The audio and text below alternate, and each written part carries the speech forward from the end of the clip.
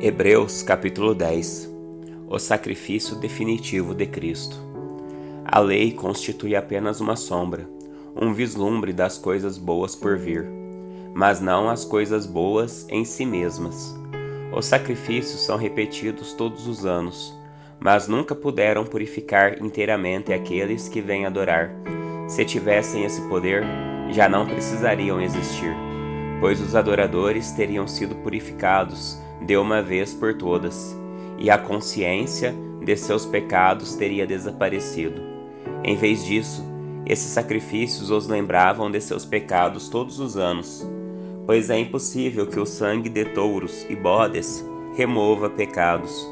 Por isso, quando Cristo veio ao mundo, disse: Não quiseste sacrifícios nem ofertas, contudo me deste um corpo para oferecer. Não te agradaste de holocaustos, nem de outras ofertas pelo pecado.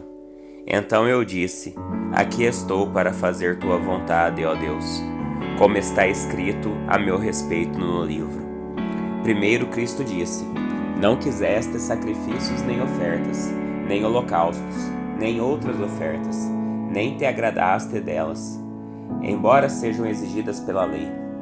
Então acrescentou: Aqui estou para fazer tua vontade. Ele cancela a primeira aliança a fim de estabelecer a segunda, pois a vontade de Deus era que fôssemos santificados pela oferta do corpo de Jesus Cristo, de uma vez por todas.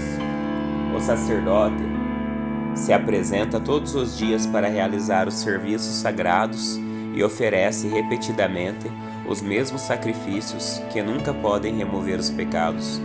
Nosso sumo sacerdote, porém, ofereceu a si mesmo como único sacrifício pelos pecados, válido para sempre. Então sentou-se no lugar de honra, à direita de Deus, e ali aguarda até que todos os seus inimigos sejam humilhados e postos debaixo de seus pés. Porque, mediante essa única oferta, ele tornou perfeitos para sempre os que estão sendo santificados. E o Espírito Santo também testemunha que isso é verdade, pois diz: Esta é a nova aliança que farei com meu povo. Depois daqueles dias, diz o Senhor, porei minhas leis em seu coração e as escreverei em sua mente. E acrescenta: E nunca mais me lembrarei de seus pecados e seus atos de desobediência. Onde os pecados foram perdoados, já não há necessidade de oferecer mais sacrifícios.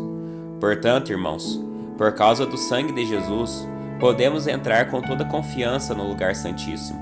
Por sua morte, Jesus abriu um caminho novo e vivo, através da cortina que leva ao lugar santíssimo. E uma vez que temos um sumo sacerdote que governa sobre a casa de Deus, entremos com um coração sincero e plena confiança, pois nossa consciência culpada foi purificada, e nosso corpo lavado com água pura. Apeguemo-nos firmemente, sem vacilar, à esperança que professamos, porque Deus é fiel para cumprir sua promessa. Pensemos em como motivar uns aos outros na prática do amor e das boas obras, e não deixemos de nos reunir, como fazem alguns, mas encorajemo-nos mutuamente, sobretudo agora que o dia está próximo. Se continuamos a pecar deliberadamente, depois de ter recebido conhecimento da verdade, já não há sacrifício que cubra esses pecados. Há somente a assustadora expectativa do julgamento e do fogo intenso que consumirá os inimigos.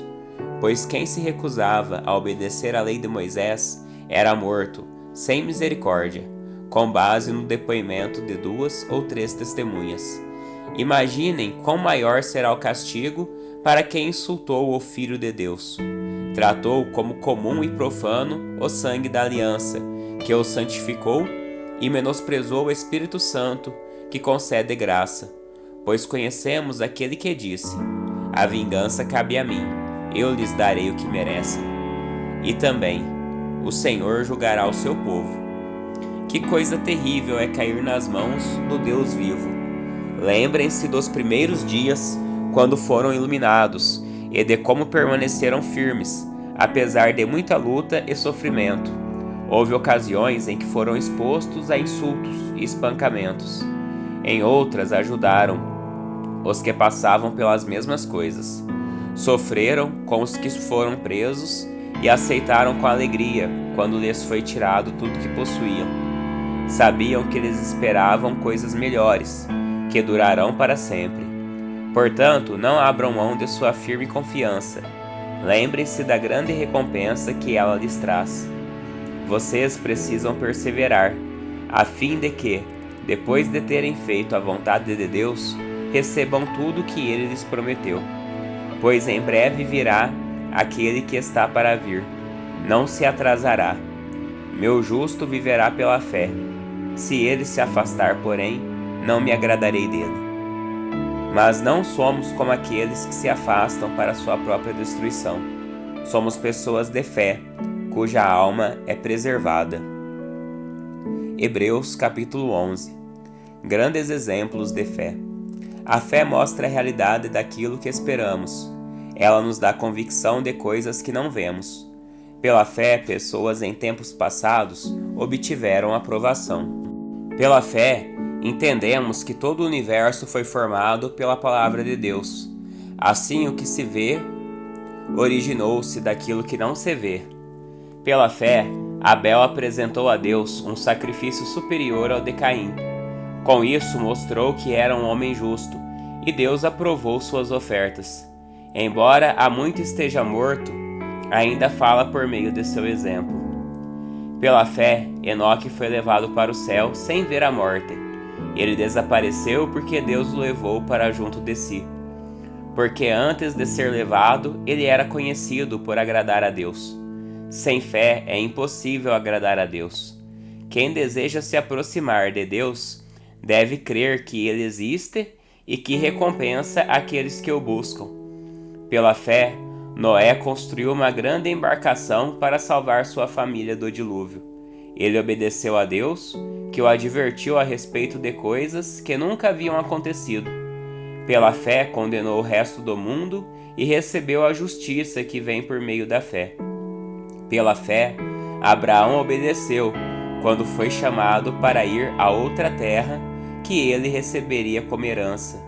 Ele partiu sem saber para onde ia, e mesmo quando chegou à terra que lhe havia sido prometida, viveu ali pela fé, pois era como estrangeiro, morando em tendas.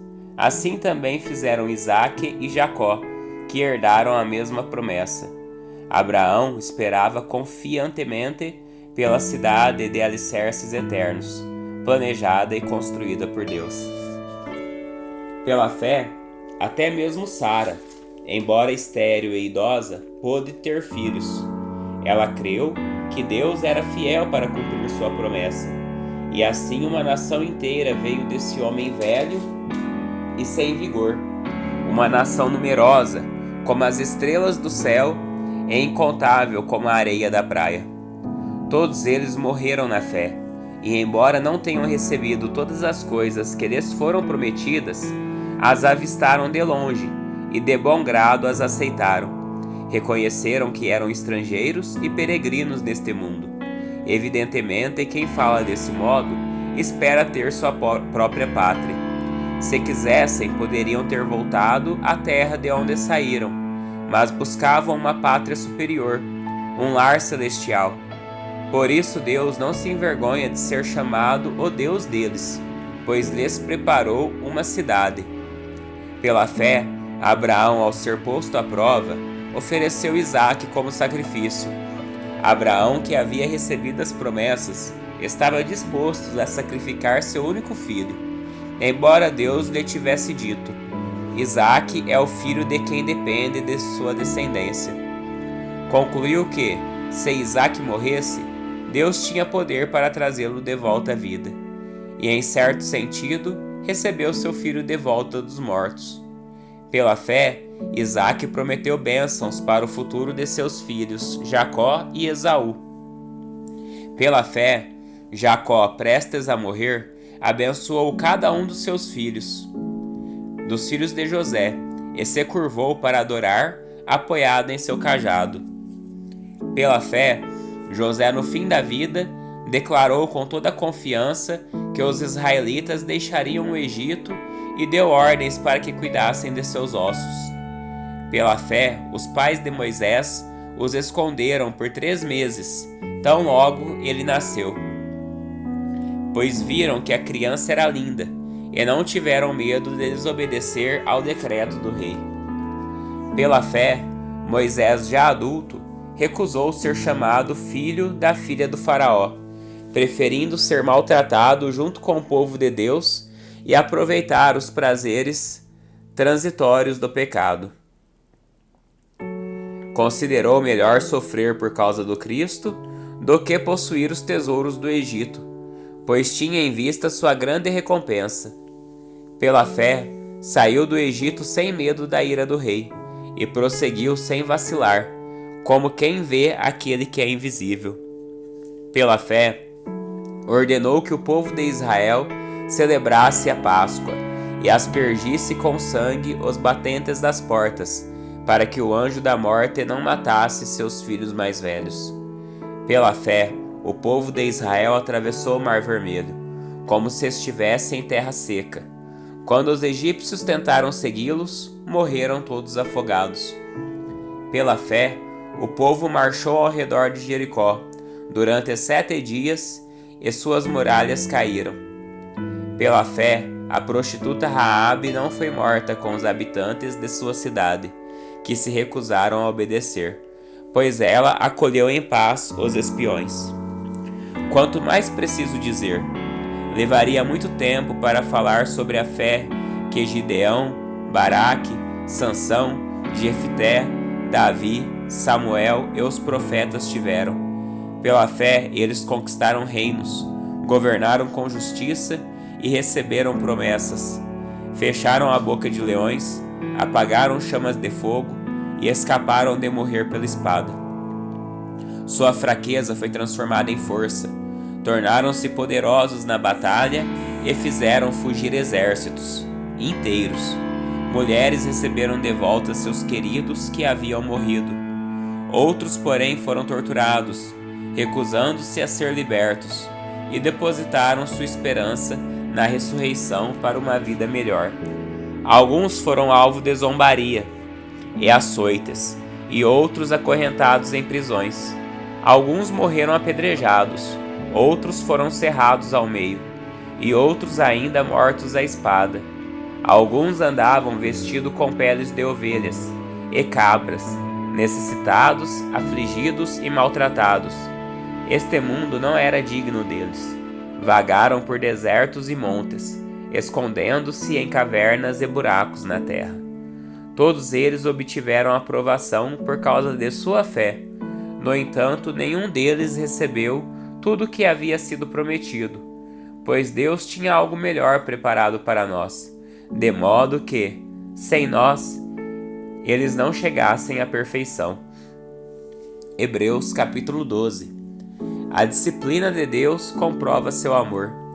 Portanto, uma vez que estamos rodeados de tão grande multidão de testemunhas, livremo-nos de todo o peso que nos torna vagarosos e do pecado que nos atrapalha, e corramos com perseverança a corrida que foi posta diante de nós. Mantenhamos o olho firme em Jesus, o líder e aperfeiçoador de nossa fé. Por causa da alegria que o esperava, ele suportou a cruz, sem se importar com a vergonha. Agora ele está sentado no lugar de honra, à direita do trono de Deus. Pensem em toda a hostilidade que ele suportou dos pecadores. Desse modo, vocês não ficarão cansados nem desanimados. Afinal, ainda não chegaram a arriscar a vida na luta contra o pecado.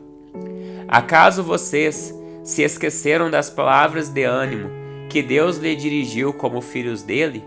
Ele disse: Meu filho, não despreze a disciplina do Senhor. Não desanime quando ele o corrigir, pois o Senhor disciplina quem ele ama e castiga todo aquele que aceita como filho.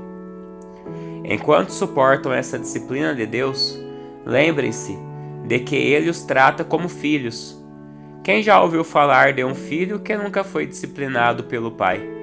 Se Deus não os disciplina, Como faz com todos os seus filhos? Significa que vocês não são filhos de verdade, mas ilegítimos. Uma vez que respeitávamos nossos pais terrenos, que nos disciplinavam, não devemos nos submeter ainda mais à disciplina do Pai de nosso espírito e assim obter vida? Pois nossos pais nos disciplinaram por alguns anos, como julgaram melhor, mas a disciplina de Deus é sempre para o nosso bem, a fim de que participemos de sua santidade. Nenhuma disciplina é agradável no momento em que é aplicada. Ao contrário, é dolorosa. Mais tarde, porém, produz uma colheita de vida justa e de paz para os que assim são corrigidos. Portanto, revigorem suas mãos cansadas e seus joelhos enfraquecidos. Façam caminhos retos para seus pés, a fim de que os mancos não caiam, mas sejam fortalecidos. Esforcem-se para viver em paz com todos e procurem ter uma vida santa, sem a qual ninguém verá o Senhor. Cuidem uns dos outros, para que nenhum de vocês deixe de experimentar a graça de Deus. Fiquem atentos, para que não brote nenhuma raiz venenosa de amargura que cause perturbação, contaminando muitos. Vigiem, para que ninguém seja imoral ou profano, como Esaú, que trocou seus direitos como filho mais velho por uma simples refeição. Como vocês sabem, mais tarde, quando ele quis a bênção do pai, foi rejeitado. Era tarde para que houvesse arrependimento, embora ele tivesse implorado com lágrimas.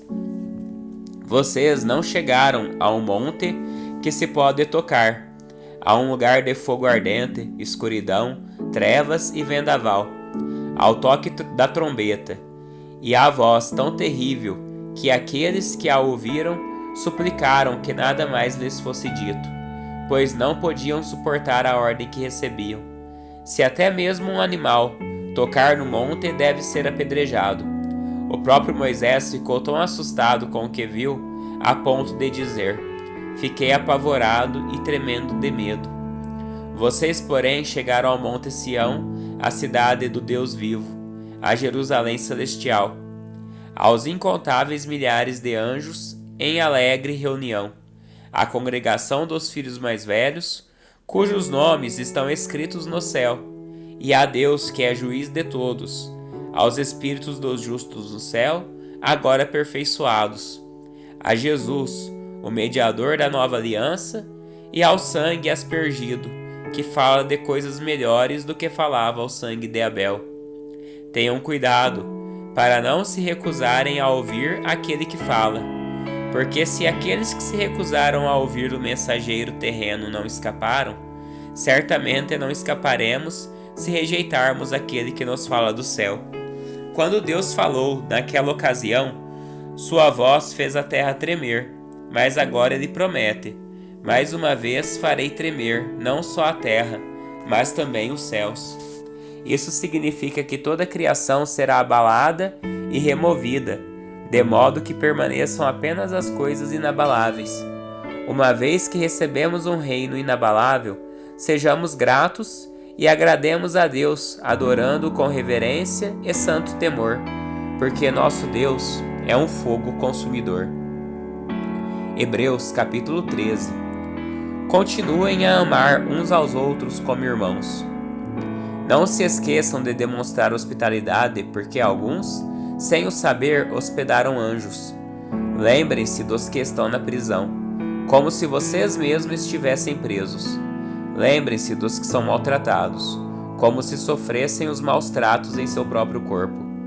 Honrem o casamento e mantenham pura a união conjugal, pois Deus certamente julgará os impuros e os adúlteros.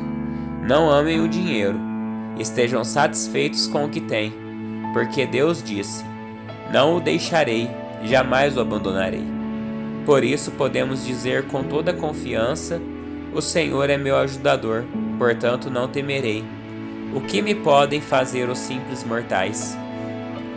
Lembrem-se de seus líderes, que lhes ensinaram a palavra de Deus. Pensem em todo o bem que resultou da vida deles e sigam seu exemplo de fé. Jesus Cristo é o mesmo ontem, hoje e para sempre. Portanto, não se deixem atrair por ensinos novos e estranhos. A força de vocês vem da graça de Deus, e não de regras sobre alimentos que em nada ajudam aqueles que a seguem. Temos um altar do qual os sacerdotes no tabernáculo não têm direito de comer. O sumo sacerdote traz o sangue dos animais para o lugar santo, como sacrifício pelo pecado, enquanto o corpo dos animais é queimado fora do acampamento. Da mesma forma, Jesus sofreu fora das portas da cidade para santificar seu povo mediante seu próprio sangue. Portanto, vamos até ele para fora do acampamento e soframos a mesma desonra que ele sofreu. Pois não temos neste mundo uma cidade permanente, aguardamos a cidade por vir. Assim, por meio de Jesus, ofereçamos um sacrifício constante de louvor a Deus, o fruto dos lábios que proclamam seu nome. E não se esqueçam de fazer o bem e de repartir o que têm com os necessitados, pois esses são os sacrifícios que agradam a Deus. Obedeçam a seus líderes e façam o que disserem. O trabalho deles é cuidar de sua alma, e disso prestarão contas. Deem-lhes motivo para trabalhar com alegria e não com tristeza, pois isso certamente não beneficiaria vocês. Orem por nós, pois nossa consciência está limpa e desejamos viver de forma honrada em tudo que fazemos. Orem especialmente para que eu volte e possa vê-los em breve. E agora que o Deus da paz, que trouxe de volta dos mortos nosso Senhor Jesus, o grande pastor das ovelhas, e confirmou uma aliança eterna com seu sangue, os capacite em tudo que precisam para fazer a vontade dele. Que ele produza em vocês, mediante o poder de Jesus Cristo, tudo que é agradável a ele. A quem seja a glória para todo sempre. Amém. Suplico a vocês, irmãos, que prestem atenção naquilo que lhes escrevi nesta breve exortação. Quero que saibam que nosso irmão Timóteo já saiu da prisão. Se ele vier em breve, eu o levarei comigo quando for vê-los. Transmitam minhas saudações a todos os seus líderes e a todo o povo santo. Os irmãos da Itália também mandaram lembranças. Que a graça de Deus seja com todos vocês.